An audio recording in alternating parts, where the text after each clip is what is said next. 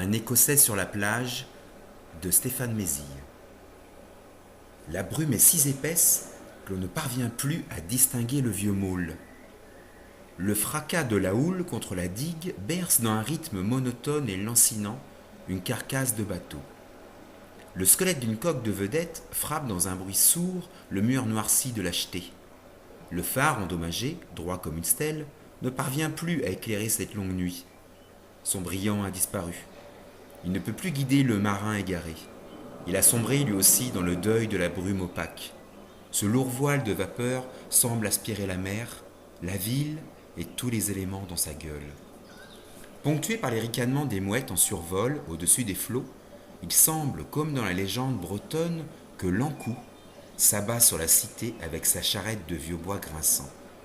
Ce grand homme vide, aux cheveux longs et blancs, coiffé d'un chapeau à large bord, émet quelques rires stridents à l'approche de ses victimes. Il prend alors les âmes des défunts pour les emmener dans l'au-delà. Une légère brise marine tente de chasser les fantômes de la nuit. Mais il reste bien là, dans les décombres, accroché à un récif, à une barge ou dans la mémoire des survivants. Pas un bruit, non plus un bruit, ou peut-être une plainte au loin, non distincte. Un râle presque inaudible qui s'échappe dissimulé par le doux clapotis des vaguelettes à peine formées par une mer paralysée. Traversée de part en part au cours de la longue nuit, elle est inondée du sang des hommes et de la terre. Ce matin, elle semble ne plus pouvoir s'éveiller. Elle vomit de l'écume, des bois brisés et des corps sombres. L'odeur de la poudre, du feu et du mazout écrase ce léger bouquet frais du sel et des algues transportés par le va-et-vient perpétuel de la marée. Aux premières lueurs de l'aube, fragile et incertaine, une bruine s'efforce de rincer le sang de la nuit, la sève de la souffrance. Le brouillard s'étiole peu à peu et tente de fuir la ruine de ces hommes. Il est là, immobile depuis le milieu de la nuit, sans un mot, effondré contre un muret face à la plage. Il scrute le sable. Ses yeux rouges, presque clos, laissent échapper de petites larmes qui creusent des sillons dans son visage d'enfant. La bise matinale accentue les gerçures et les ridules formées par les pleurs du jeune homme de la Kriegsmarine. Le casque lourd déposé à ses pieds vacille de gauche à droite au gré du vent. Le bruit métallique du fer sur le gravier apporte une note grinçante et dérangeante. Il renifle par moments, se lamente souvent, marmonne parfois. Le soldat a la tête lourde. Il ne parvient plus à maintenir son regard sur la plage balayée et nettoyée par la pluie. Un filet d'eau s'écoule de ses cheveux d'or et glisse le long de ses yeux pour laver ses sanglots. Espoir bien illusoire pour ce soldat brisé par la fatalité de son acte. Ses mains demeurent crispées à son fusil Mauser. Les doigts ont blanchi sous la contracture des muscles et des tendons qui écrasent ses phalanges contre l'acier du canon. Vêtu du célèbre uniforme couleur Feldgrau, le vert de gris de campagne, le jeune caporal a perdu de sa superbe. Il est seul, seul sur cette digue, seul dans cette ville, seul dans son désespoir. Son unité organise les recherches dans les rues de la cité portuaire, où les derniers commandos britanniques se sont réfugiés. Dans une cave, sous un porche, ceux qui n'ont pas été tués ou capturés se cachent dans un dernier espoir. Les envahisseurs se sont fracassés sur les défenses côtières. Et il y a celui-là, étendu sur la plage. Un gamin rouquin, venu d'outre-Manche, pour s'allonger sur ce sable rougi par cette nuit de deuil. Ce gars-là, c'est le sien. Il le tenait au bout de son viseur. L'Écossais courait sur cette longue plage à la recherche d'un abri. Il s'était arrêté à la vue de l'arme pointée vers lui. Il n'avait jamais ressenti cette menace, l'inquiétude de la seconde d'après, l'angoisse de la détonation. Il s'était longuement regardé, les deux gamins face à face sur cette plage. Le caporal en vert de gris tenait son Mauser en bras tendu, l'index crispé sur la gâchette. De lourdes gouttes de transpiration dévalaient sous son casque. Son souffle était suspendu à cet instant. Son corps semblait vaciller dans un tremblement incontrôlable. Il allait suffoquer et s'effondrer. La panique le terrassait et gagnait en profondeur. Il était aspiré par son devoir de soldat. Il devait protéger la plage de l'envahisseur. Il fallait repousser ce peuple de barbares venus des mers pour exterminer, piller et déstabiliser le nouvel ordre établi sur le continent de la vieille Europe. Et il devait venger son père, tombé en 1916, dans la boue de la Somme. Oui, le vieux était mort après 2 années de campagne. Il avait été fauché par un obus. Mort pour rien, comme tous les autres, car on nous avait volé notre victoire. Pire, on nous a humiliés, écrasés, ruinés. Trahis par ses gouvernants à la solde de l'occupant français ou anglais, les veuves et les filles sont rampées sur le pavé comme les pères il y a quelques années dans les tranchées. Hans est né en 17 à Dortmund. Le même jour, dans les fonderies américaines, on coulait l'obus qui allait bientôt engloutir son père. Celui-là avait conçu le drôle au cours d'une permission de quelques jours. Ils ne se sont jamais rencontrés. Le gosse est devenu un beau jeune homme qui courait de petits boulots en petits larcins. Un jour, il s'était pris une baffe par un poilu lors d'un défilé militaire. Un rire de gosse pris comme une moquerie. Il faut saluer et plier les chines devant celui qui a pris le père. Mais en Rhénanie, comme dans le reste du pays, on crevait par centaines. La grande faucheuse était à l'œuvre. Pas de pain, mais de la honte qui écrasait tout un peuple à bout de souffle. Perçu comme l'unique responsable de la grande boucherie, l'Empire allemand avait été dépecé par les vainqueurs de 18. Chacun s'était servi bien grassement. Les colonies comme le Cameroun, le Togo, la Namibie ou le Rwanda feraient la fortune des Français et des Anglais. Le pays disloqué serait grignoté par les frontaliers. Le traité de Versailles conduirait le pays à la ruine en lui imposant un remboursement de dettes effarant et irréaliste de plus de 20 milliards de markor et la confiscation de l'essentiel de ses ressources. Dans les années 30, le pays s'était effondré. C'est bien ce qu'ils voulaient, que les Allemands soient définitivement à genoux. Et ils l'étaient. Ici, on se suicidait, là on crevait dans de longues files d'attente pour un bout de pain. Hans et sa mère occupaient un petit 2 pièces près du centre-ville. Depuis la grande crise, son oncle, qui tenait une petite manufacture textile, s'était pendu. Il n'avait pas supporté la perte de sa femme suite à une vilaine grippe mal soignée et à l'arrêt de son entreprise faute de commandes. Comme une 50aine d'ouvriers, Hans et sa mère s'étaient retrouvés sans emploi. On ne pouvait alors plus chauffer ni manger. Hans et 2 ou 3 de ses amis d'errance volaient un peu de charbon ou un peu de pain. Ils erraient dans la vieille ville en quête d'un maigre butin pour améliorer le quotidien.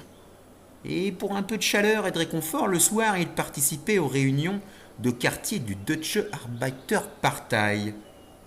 Là, ils participaient à la remise en marche du pays par la discipline et le travail.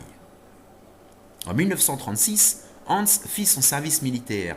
Il voulait servir son pays, comme l'avait fait son père, disparu dans la terre de France. Sa mère avait retrouvé un travail dans une usine d'armement. Le contremaître, qui était un gars du parti, trouva un boulot de chaudronnier à Hans. Il retourna vivre avec sa mère, mais dans un appartement plus coquet. C'en était fini des années noires. Maintenant, on mangeait, et on ne crevait plus dans le froid. Tous les matins, rythmés par la sirène de l'usine, on bossait pour gagner les marques de la liberté. C'est là qu'il rencontra Ida. Ils se marièrent peu avant la guerre et s'installèrent dans un petit meublé, sous les toits d'un vieil immeuble près de l'usine.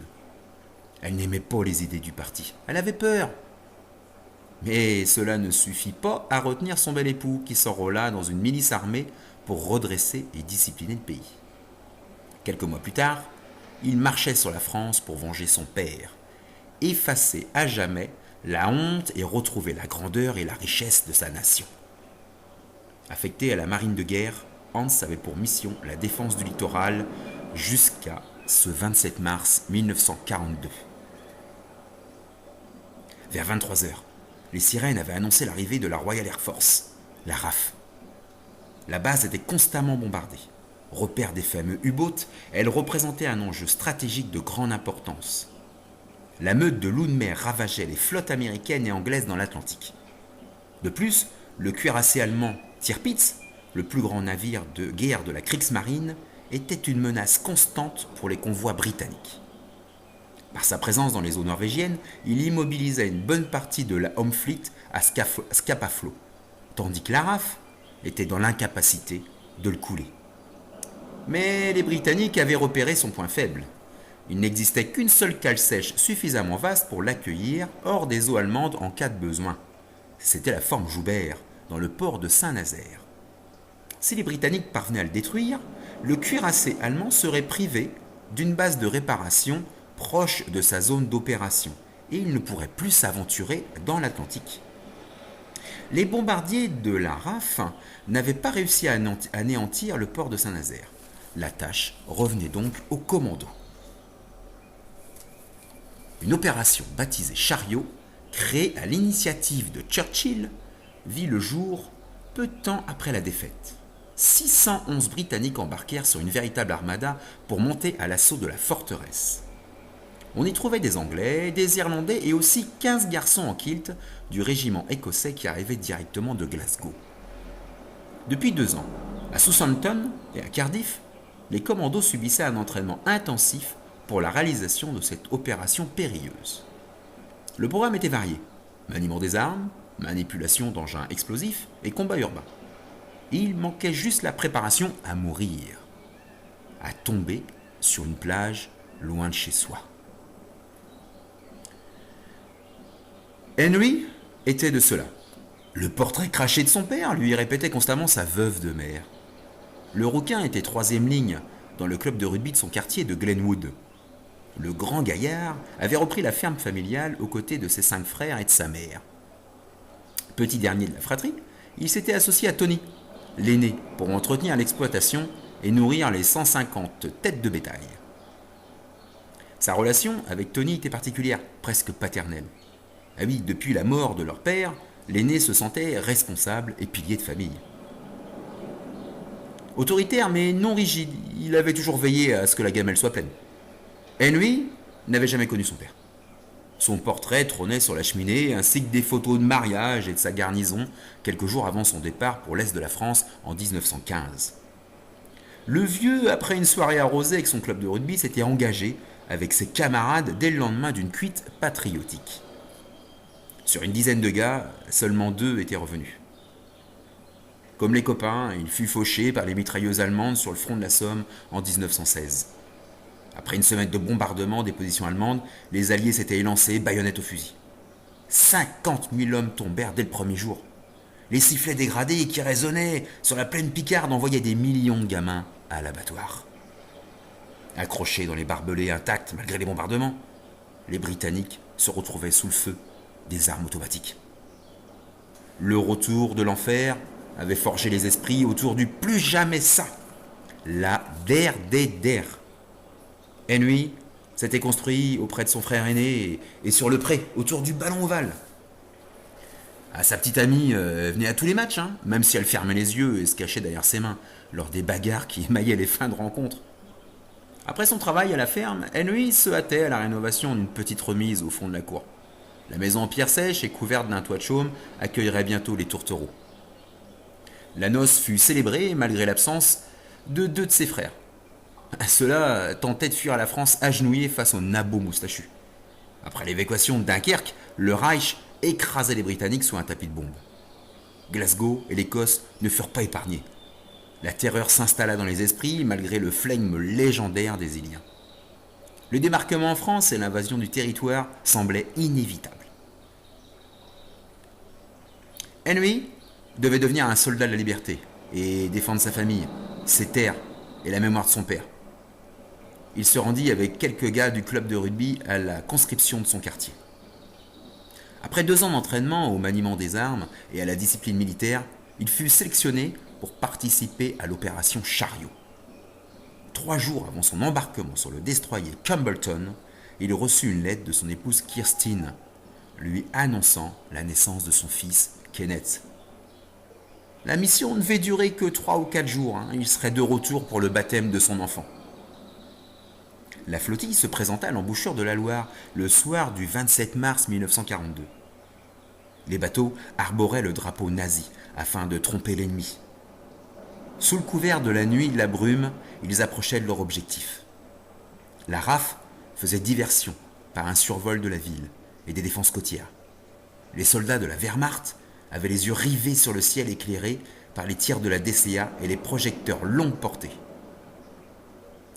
À quelques encablures du port, les Allemands comprirent leur méprise et déchaînèrent les enfers.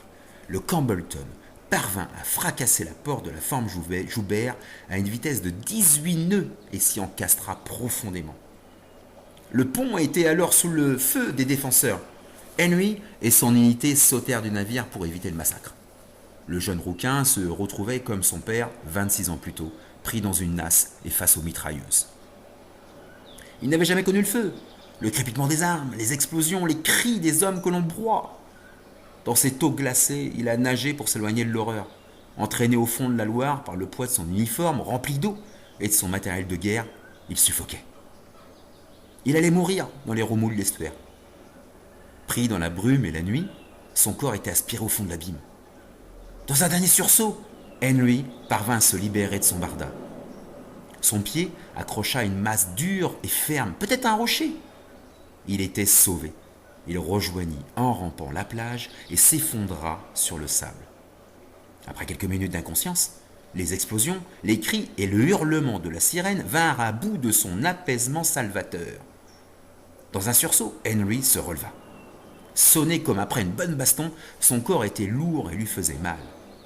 Il devait rejoindre son unité. Seul dans ce pays inconnu, il était perdu. Il devait retrouver les siens et rembarquer pour retrouver son fils et Kirstine. Pour le baptême, il y aurait tous ses frères et sa mère qui les regarderaient d'un œil admiratif et fier. Le pasteur plongerait l'enfant dans l'eau bénite, puis il se retrouverait autour d'un bon repas.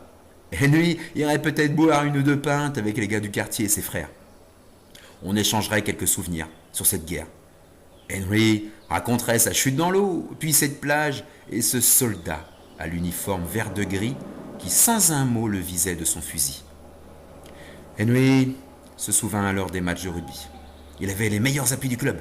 Un petit jeu de jambes et son adversaire restait planté. Puis c'était l'essai. À cet homme, il fit un sourire et d'un clin d'œil, il s'esquiva. Un claquement dans l'air, une détonation sourde, une fumée qui s'échappe du canon.